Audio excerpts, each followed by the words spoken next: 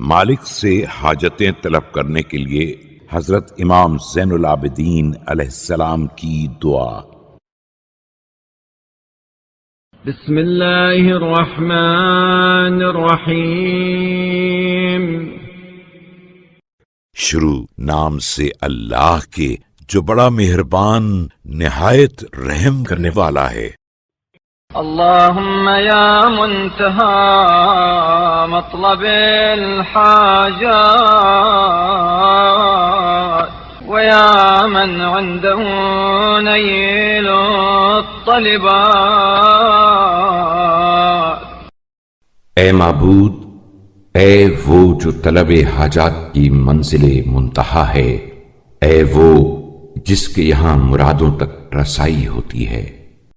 ويا من لا يبيع نعمه بالأثمان ويا من لا يكدر عطاياه بالامتنان۔ اے وہ جو اپنی نعمتیں قیمتوں کے عوض فروخت نہیں کرتا اور نہ اپنے عطیوں کو احسان جتا کر مقدر کرتا ہے۔ وَيَا مَن يُسْتَغْنَى بِهِ وَلَا يُسْتَغْنَى عَنْهُ وَيَا مَن يُرْغَبُ إِلَيْهِ وَلَا يُرْغَبُ عَنْهُ۔ اے وہ جس کے ذریعے بے نیازی حاصل ہوتی ہے اور جس سے بے نیاز نہیں رہا جا سکتا، اے وہ جس کی خواہش و رغبت کی جاتی ہے اور جس سے منہ موڑا نہیں جا سکتا۔ وَيَا مَن لَا تُفْنِي خَزَائِنَهُ الْمَسَائِلُ وَيَا من لا تبدل حکمته الوسائل۔ اے وہ جس کے خزانے طلب و سوال سے ختم نہیں ہوتے اور جس کی حکمت و مصلحت کو وسائل و اسباب کے ذریعے تبدیل نہیں کیا جا سکتا۔ وَيَا مَن لَا تنقطع عنه حوائج المحتاجين وَيَا من لا يعنيه دعاء الداعين۔ اے وہ جس سے حاجت مندوں کا رشتہ احتیاج قطع نہیں ہوتا اور جسے پکارنے والوں کی صدا خستہ و ملول نہیں کرتی۔ تمدحت بالغناء عن خلقك وأنت أهل الغناء عنهم۔ تو نے خلق سے بے نیاز ہونے کی صفت کا مظاہرہ کیا ہے اور تو یقیناً ان سے بے نیاز ہے۔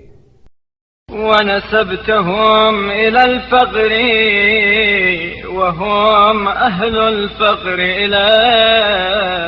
إلي فمن حاول سد خلته من عندك۔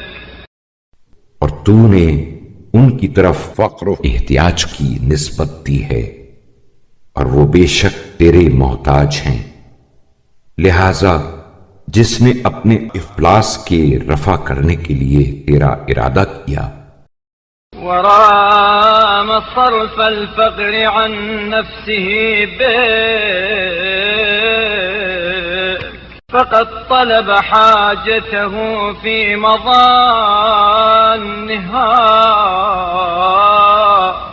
وأتى طلبته من وجهها۔ اور اپنی احتیاج کے دور کرنے کے لیے تیرا قصد کیا، اس نے اپنی حاجت کو اس کے محل و مقام سے طلب کیا اور اپنے مقصد تک پہنچنے کا صحیح راستہ اختیار کیا۔ ومن توجه بحاجته إلى أحد من خلقك أو جعله سببا نجحها دونك، اور جو اپنی حاجت کو لے کر مخلوقات میں سے کسی ایک کی طرف متوجہ ہوا یا تیرے علاوہ دوسرے کو اپنی حاجت براری کا ذریعہ قرار دیا، فقد تعرض للحرمان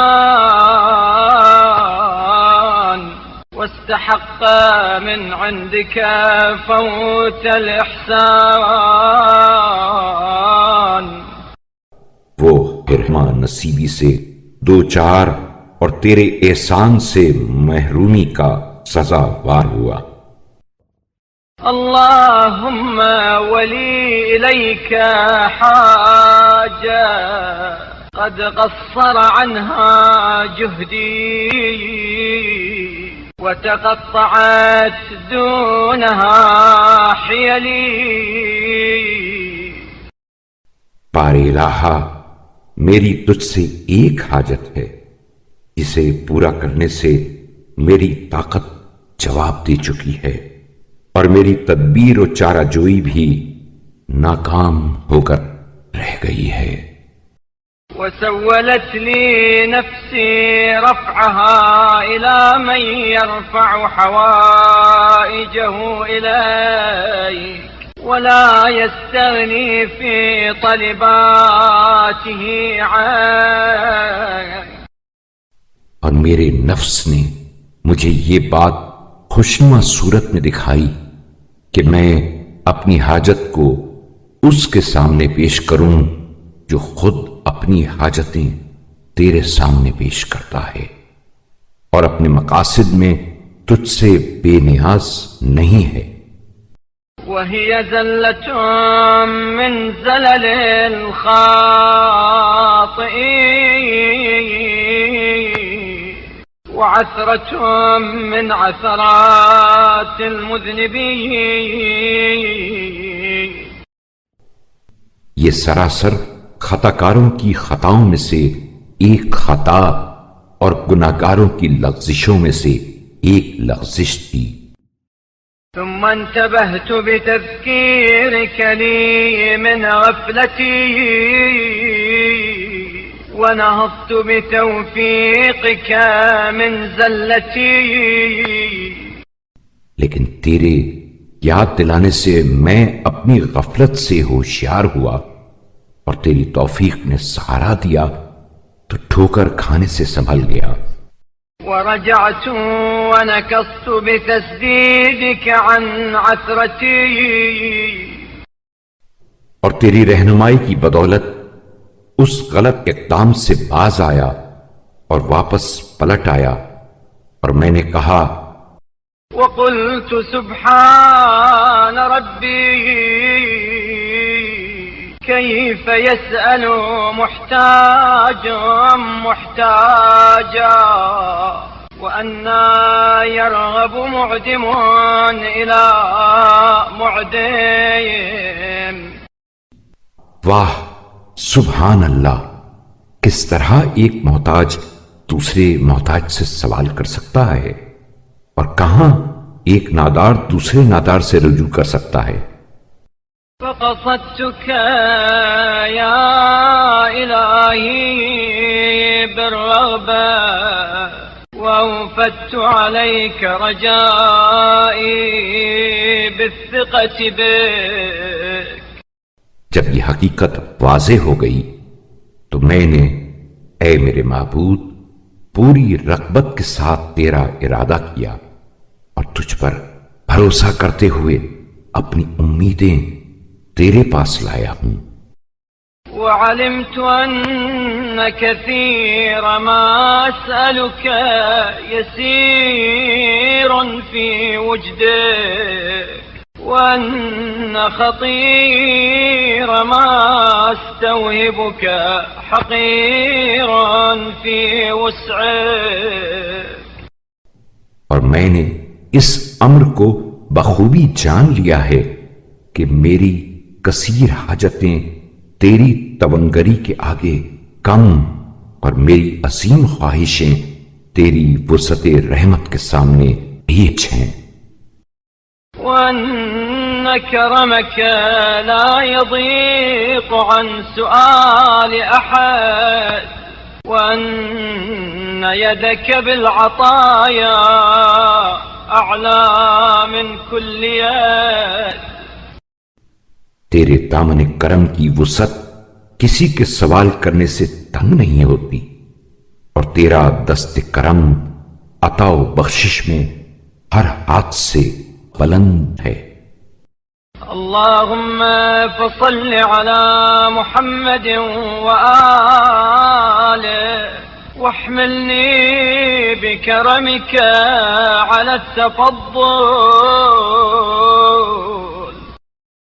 اے اللہ، محمد صلی اللہ علیہ وآلہ وسلم اور ان کی آل پر رحمت نازل فرما، اور اپنے کرم سے میرے ساتھ تفضل و احسان کی روش اختیار کر۔ ولا تحملني بعدلك على الاستحقاق فما أنا بأول راغب إليك فأعطيت۔ اور اپنے عدل سے کام لیتے ہوئے میرے استحقاق کی روح سے فیصلہ نہ کر، کیونکہ میں پہلا وہ حاجت مند نہیں ہوں جو تیری طرف متوجہ ہوا اور تو نے اسے عطا کیا ہو۔ وهو يستحق المنع ولا بأول سائل سأل فأفضلت علي، وهو يستوجب الحرمان، حالانکہ وہ رد کیے جانے کا مستحق ہو، اور پہلا وہ سائل نہیں ہوں جس نے تجھ سے مانگا ہو اور تو نے اس پر اپنا فضل کیا ہو، حالانکہ وہ محروم کیے جانے کے قابل ہو۔ اللهم صل على محمد وآله وكل دعائي مجيبا ومن ندائي قريبا ولتضرعي راحما۔ اے اللہ، محمد صلی اللہ علیہ وآلہ وسلم اور ان کی آل پر رحمت نازل فرما، اور میری دعا کا قبول کرنے والا، میری پکار پر التفات فرمانے والا، میری عجز و زاری پر رحم کرنے والا۔ ولصوتي سامعا ولا تقطع رجائي عنك ولا تبت سببي منك۔ اور میری آواز کا سننے والا ثابت ہو، اور میری امید جو تجھ سے وابستہ ہے اسے نہ توڑ، اور میرا وسیلہ اپنے سے قطع نہ کر۔ ولا توجهني في حاجتي هذه وغيرها إلى سواك وتولني بنجح طلبتي وقضاء حاجتي۔ اور مجھے اس مقصد اور دوسرے مقاصد میں اپنے سوا دوسرے کی طرف متوجہ نہ ہونے دے، میرے مقصد کے بر لانے، میری حاجت کے روا کرنے۔ ونيل سؤلي قبل زوالي عن موقفي هذا بتيسيرك لي العسير وحسن تقديرك لي في جميع الأمور۔ تمام معاملات میں حسن تقدیر کی کار فرمائی سے اور اس مقام سے الگ ہونے سے پہلے میری مشکل کشائی اور میرے سوال کے پورا کرنے کا خود ذمہ لے۔ وصل على محمد وآله صلاة دائمة نامية لا انقطاع لأبدها ولا منتهى لأمدها۔ اور محمد صلی اللہ علیہ وآلہ وسلم اور ان کی آل پر رحمت نازل فرما، ایسی رحمت جو دائمی اور روز افزوں ہو، جس کا زمانہ غیر مختتم اور جس کی مدت بے پایاں ہو۔ واجعل ذلك عونا لي وسببا لنجاح طلبتي إنك واسع كريم۔ اور اسے میرے لیے معین اور مقصد براری کا ذریعہ قرار دے، بے شک تو وسیع رحمت اور جود و کرم کی صفت کا مالک ہے۔ ومن حاجتي يا ربي وتذكر حاجتك ثم تسجد وتقول في سجودك۔ اے میرے پروردگار، میری کچھ حاجتیں یہ ہیں، اس مقام پر اپنی حاجتیں بیان کرو، پھر سجدہ کرو اور سجدے کی حالت میں یہ کہو فضلك